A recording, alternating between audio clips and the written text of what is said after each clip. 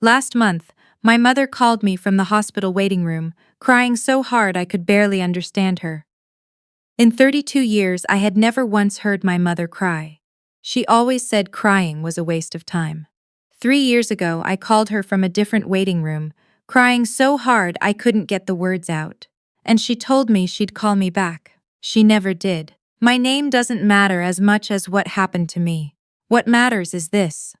I was 30 years old, living alone in a one-bedroom apartment in Nashville, working as a freelance copywriter for marketing agencies, when my doctor used the word surgery and immediate in the same sentence. And the people who were supposed to hold me together were too busy planning a party. Let me back up.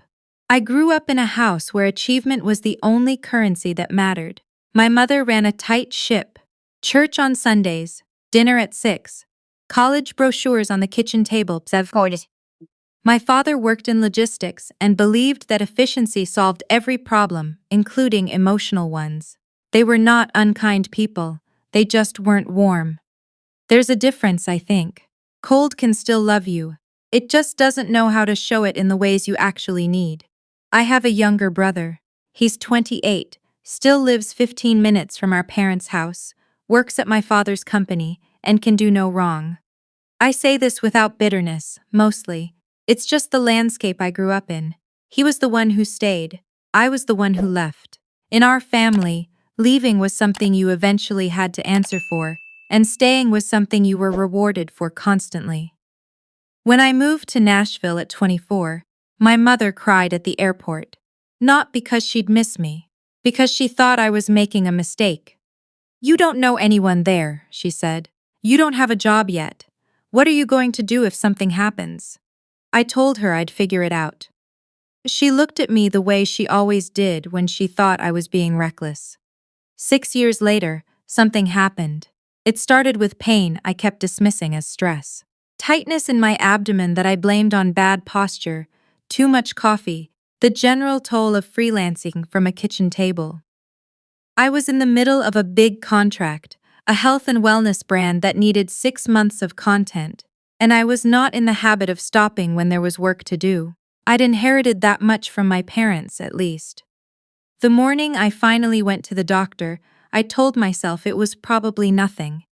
The kind of nothing that requires an ultrasound, then a follow-up, then a second opinion, then a specialist office with framed prints on the walls, and a very calm woman named Dr. Osi who sat across from me with her hands folded and said, "I want to be honest with you about what we're looking at.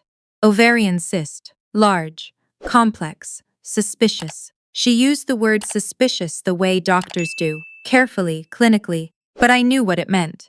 It meant we're not sure yet, but we're worried. "We need to schedule surgery as soon as possible," she said. "Once we're in there, we'll know more." But I don't want to wait. I drove home in a kind of fog. I remember that the radio was on and I didn't hear a single word of it. I remember parking in my spot and sitting in the car for 20 minutes before I could make myself go inside. My apartment smelled like the candle I'd left burning that morning, vanilla and cedar, and it felt surreal. The most normal smell in the world mixed with the most abnormal day. I called my mother. She picked up on the second ring, which surprised me. She's usually in the middle of something. "Hey," I said. "I need to tell you something." "What's wrong?" Her voice shifted immediately. My mother has always been able to detect distress, even when she doesn't know what to do with it, I told her. I explained the ultrasound, the specialist, the word suspicious, the surgery scheduled for 3 weeks out. I told her I was scared, that I didn't know what they were going to find, that I might need someone with me. She was quiet for a moment. Then she said, "Oh, honey, that's a lot." I waited, because surely there was more coming. Surely the next sentence was going to be, "I'll book a flight," or "Do you want us to come?" or "We're here, whatever you need." Instead, she said, "The thing is, we're right in the middle of planning your brother's engagement party. We've got the venue deposit due next week, and your aunt is flying in, and there's so much going on right now. But I'm sure it'll be fine." Dr. Osi sounds like she knows what she's doing. I was quiet for so long that my mother said, "Are you still there?" "Yeah," I said. "I'm here." Send me her information when you get a chance. I'd love to look her up. I didn't send her anything. I just sat on my couch in the vanilla and cedar dark and thought about the word suspicious and how alone I felt inside it. Here's something I want you to understand about that engagement party. My brother had proposed to his girlfriend 3 months earlier at a rooftop restaurant, with a ring our parents had helped him pick out. The party was planned for a Saturday in October, a catered backyard event at my parents' house with 60 guests, a photo booth, and a custom cake. My mother had been on the phone about it for weeks. I knew this because she'd called me twice in September to ask my opinion on appetizers. She did not call me once between my surgery consultation and the day of the procedure. I texted her till by surgery date. She replied with a heart emoji and thinking of you. My father sent a gif of a thumbs up.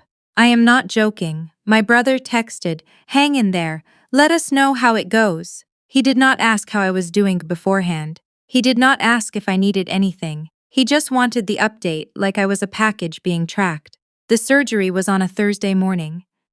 I had to be at the hospital at 5:30 a.m. I'd arranged my own ride. A neighbor named Zola, who I barely knew, a retired school teacher who'd offered once at the mailbox and whom I'd taken up on out of necessity. She sat with me in the pre-op waiting room and handed me a crossword puzzle book and said, "You don't have to talk. I'll just be here." I cried a little, and she pretended not to notice. I will never forget her for that. The surgery took 2.5 hours. When I woke up, groggy and dry-mouthed and trying to locate myself, the first thing I did was look for a familiar face. There was a nurse adjusting my IV. There was Zola in the corner chair, reading a paperback. That was it. The cyst was removed. It was not malignant.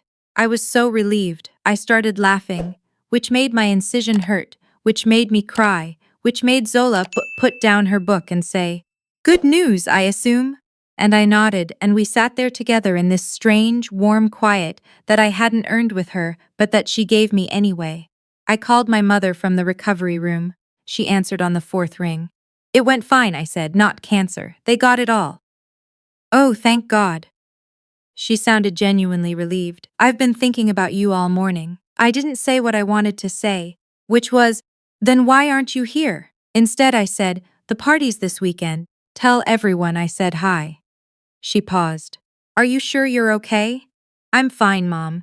The party happened without me. I saw the photos on Facebook. My brother and his fiancée looked beautiful and happy. My mother wore a blue dress I'd never seen. My father was laughing in every picture, which is rare. 60 people celebrated the beginning of my brother's next chapter while I was at home, trying to figure out how to get in and out of bed without pulling something. I did not attend. I was not asked if I could make it. I was not told I was missed. My mother posted, "So grateful for this family. Best night in years." It got 112 likes. I screenshot it and put it in a folder I called Family on my phone. I don't know why I started doing that. Instinct, maybe.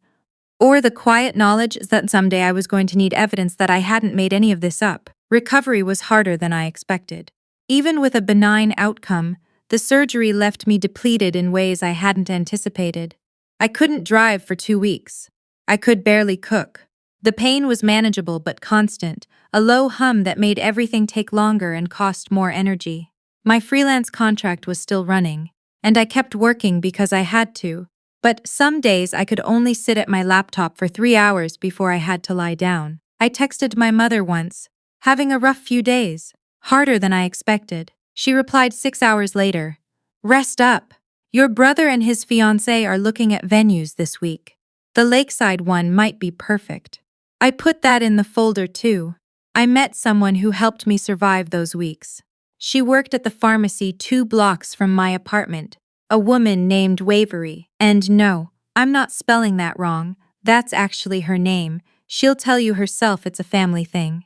She kept an eye on my prescriptions and noticed when I came in looking hollow, and one afternoon she handed me a bag with my medication in it and said, very quietly, "You need anything else? Even just to talk?"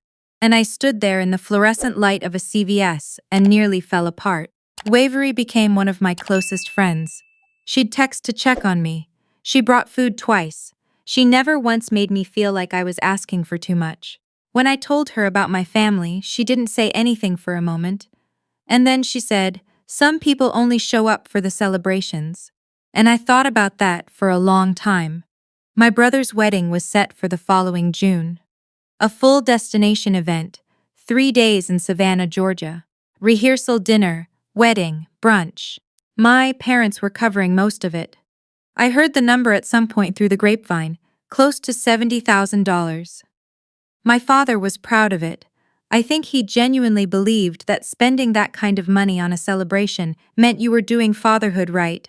I was invited. Technically. I received a save the date and, later, a formal invitation. But no one called to ask if I was recovered enough to travel. No one mentioned that 4 months ago I'd had abdominal surgery, and maybe a 3-day trip might require some consideration. I was just expected to show up and be cheerful about it. I went. I want to be honest about that. I went because I thought maybe it would be different in person. Maybe my family, gathered in one place, having had time to reflect, would somehow acknowledge what had happened. Maybe someone would pull me aside and say, "Hey, I know this year was hard for you. I'm glad you're okay." Nobody did. The wedding was beautiful. My sister-in-law was radiant. My brother cried at the altar, which I'd never seen him do. My mother danced with my father to a Frank Sinatra song. And I sat at a table with cousins I barely knew and smiled until my face ached, and felt more alone in a crowd of family than I had in my Nashville apartment at 5 in the morning, waiting for surgery. At the rehearsal dinner, my father gave a toast about his son, about how proud he was, about the man he'd become. It was 6 minutes long. He mentioned my brother's college years, his career, a fishing trip they'd taken together. My name appeared once in a list. And of course all of us here who love you. A list. I flew home on Sunday night. I put the wedding program in the folder. Then I closed it and didn't open it for a year. In the months that followed, I built something. It was quiet and unglamorous, and mostly invisible to anyone looking in from the outside, but I built it. I raised my rates and lost 2 clients and gained 3 better ones. I started working with an editor at a mid-sized publishing house, developing content for a line of self-help books, which struck me as ironic given my circumstances. I saved enough to move to a bigger apartment, one with a second bedroom I turned into an actual office, instead of a corner of the kitchen. Wavery and I had dinner every other Thursday. I found a therapist named Dr. Okonkwo, who had a habit of asking, "What do you actually want?" every time I described a situation where I'd accommodated someone else's needs over my own. I started to realize how often I'd been doing that. My whole life, maybe. My family and I fell into a pattern of surface contact. Birthday texts, holiday calls. Once a year, I'd fly home for Christmas, stay 3 nights, come back exhausted in a way that had nothing to do with the flight. My mother would hug me at the airport and say, "You look tired." My father would ask about my work. My brother and his wife were pleasant and distracted. Nothing was ever said about the surgery. It was as if the whole year had just been quietly erased. I stopped bringing it up. Not because I'd forgiven it, but because I understood by then that my family would not be the ones to acknowledge it. They'd moved on. For them, it was over. For me, it was a folder on my phone that I opened occasionally and closed again, making sure the screenshots were still there. 18 months after the wedding, my mother called on a Tuesday afternoon. I was in the middle of an edit, the kind of deep focus work where the whole world drops away, and I almost didn't answer. But the call ID said her name, and I felt that old automatic pull, the one that never fully goes away no matter how much you try to condition yourself out of it. "Hey, Mom!" "Hi, honey." Her voice was different, the careful kind of different that people use when they have news they don't know how to deliver. "I need to tell you something about your father." My father had been having balance issues for months. He'd mentioned it in passing at Christmas, something about his inner ear, something the doctor was looking into. I'd asked a follow-up question and he'd waved it off. So I'd let it go. It was not his inner ear. Progressive supranuclear palsy. I looked it up the moment we hung up. It's a neurological condition, Similar in some situations but faster in many cases. Difficulty with balance, vision, speech, swallowing. There is no cure. It progresses. My mother called me because the diagnosis was recent and real and they were scared. I could hear it in her voice, underneath the careful composure. She was 63 years old, and she was scared of what was coming. I felt something for her in that moment. Genuine compassion. Whatever had happened between us, my mother was watching my father change in ways that were permanent, and that was its own kind of grief. But then she said something that shifted the conversation. "We've been talking about the future," she said. "What makes the most sense logistically? Your brother has the kids now, and his wife works full-time, and they're really stretched. And we know your situation is more flexible." I set down my pen. "We were thinking," she continued, "that it might make sense for you to come back. Move closer. Your old room is still."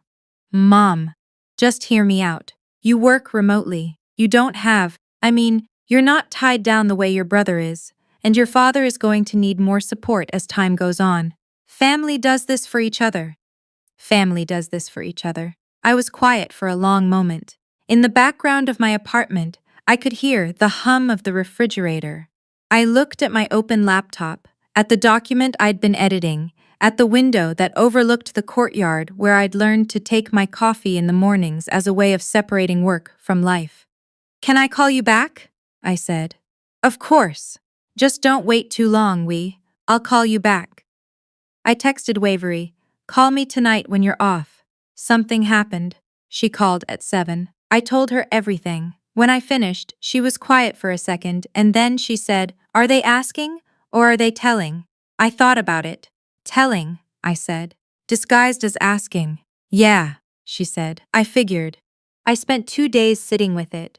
I'd learned in therapy that my instinct under pressure was to respond immediately, to accommodate before I'd even assessed what I was agreeing to. Dr.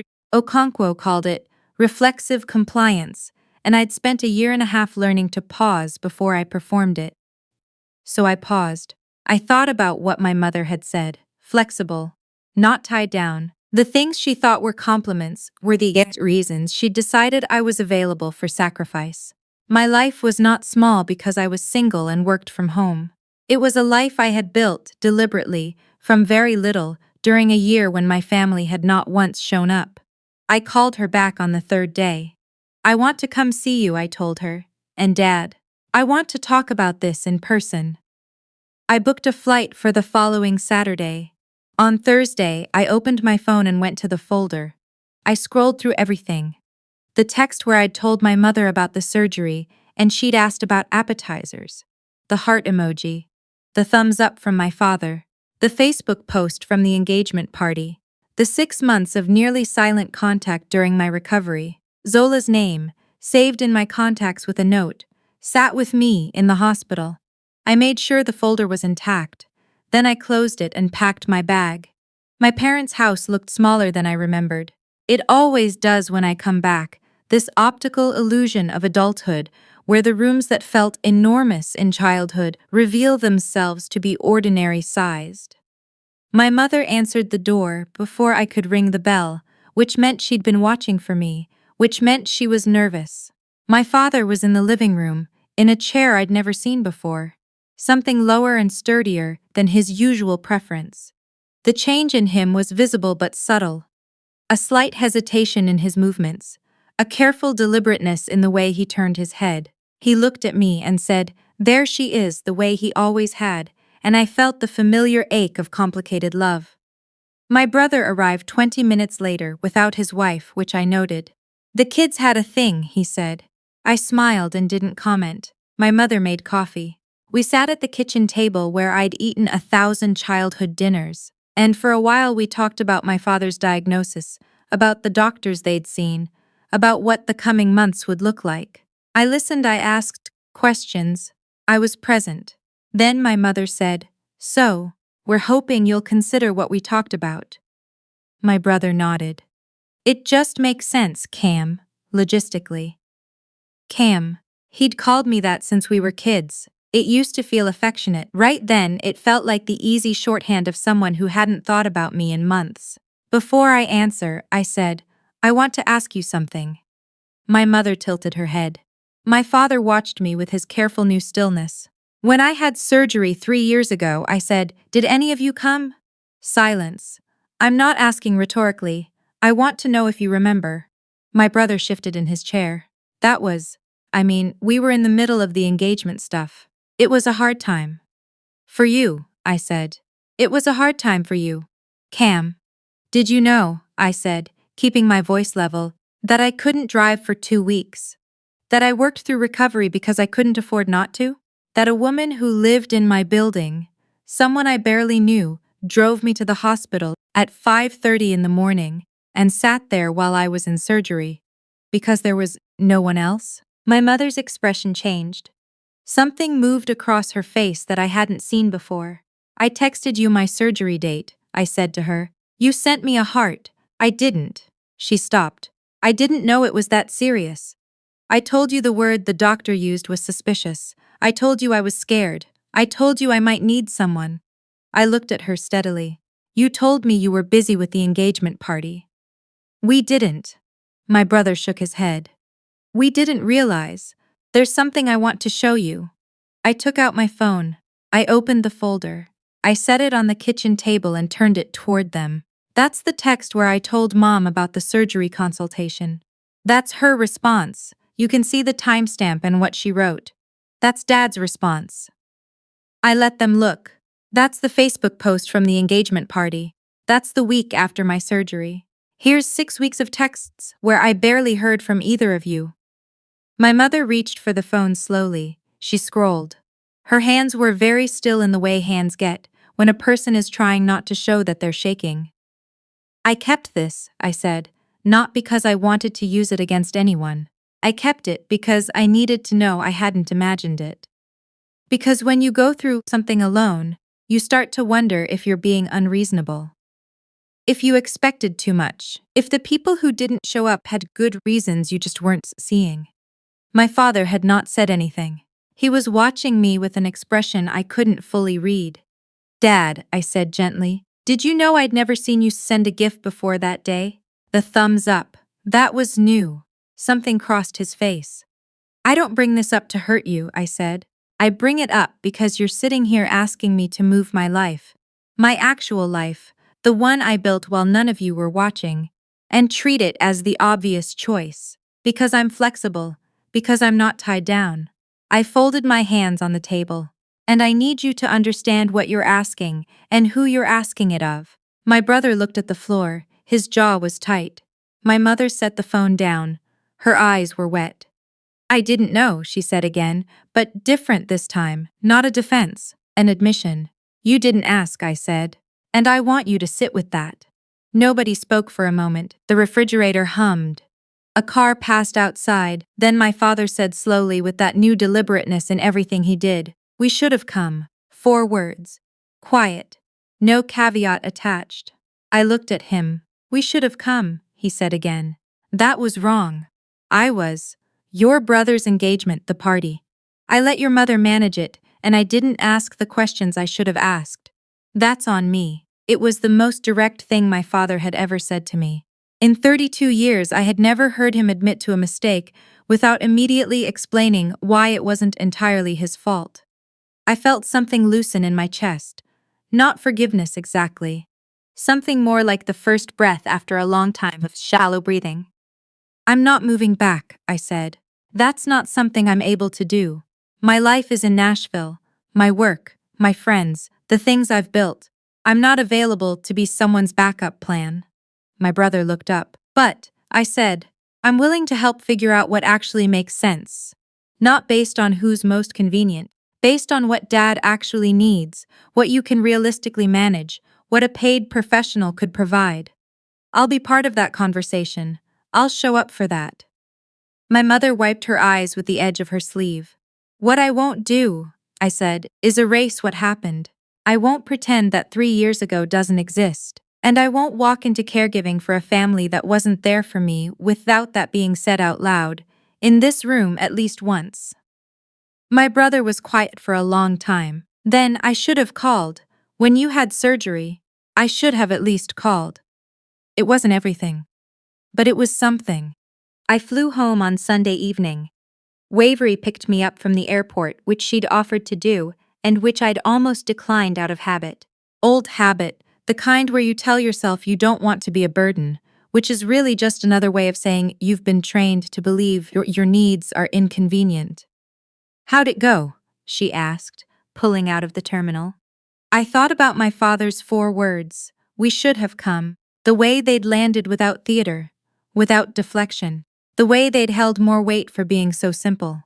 I said what I needed to say, I told her, and they heard it. I think. That's a lot, yeah. She merged onto the highway. The Nashville skyline came into view ahead of us, lit up in the early dark, and I felt something I hadn't felt in a long time when arriving home. Like I was actually arriving somewhere, like the place I was going to was the right one. My mother called 2 weeks later, not to revisit the conversation, not to press for an answer about caregiving, just to call. To ask how work was going.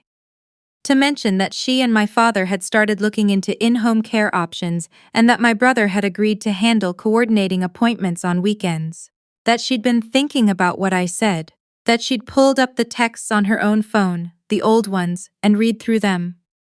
"I didn't respond to you well," she said. "I keep thinking about that. There's not a good explanation for it. I didn't tell her it was fine. Because it wasn't, not entirely, and I'd learned that rushing toward fine was just another way of abandoning myself." "I know," I said. "I believe you're thinking about it." A pause. "Is that enough, for now?" "For now," I said. "Yeah." We talked for another 20 minutes about things that didn't matter much. My father's new routine, a book she'd read, a restaurant in their neighborhood that had just opened. Ordinary things. The kind of conversation I'd wanted for years and hadn't known how to ask for. After we hung up, I sat in my office for a while. Outside the window, the courtyard was quiet. My coffee had gone cold. On my desk, my phone sat face up, and I thought about opening that folder, the one I'd carried around for 3 years like a kind of insurance policy. Evidence that the things I remembered were real. I didn't open it. But I didn't delete it either. Some things you carry with you not because you plan to use them, but because setting them down too soon would mean pretending the weight was never there. My father can't cure what's coming. My mother can't undo what she didn't do. And I can't go back to being the version of me who sat in a recovered room and looked at the door and hoped. I grew past that room. I grew past hoping for it. But I'm still here. I answered the phone. I flew home. I sat at the table and said the true thing. And I've learned, slowly, through a year of surgery recovery and silence, and building my life with my own hands, that showing up for yourself first is not the same as giving up on everyone else. Sometimes it's the only way there's anything left of you to give. I'm 32 years old. I work from a room with a good window. I have a friend who picks me up from airports. I have a therapist who asks what I actually want. And for the first time in my adult life, I think I'm starting to know the answer.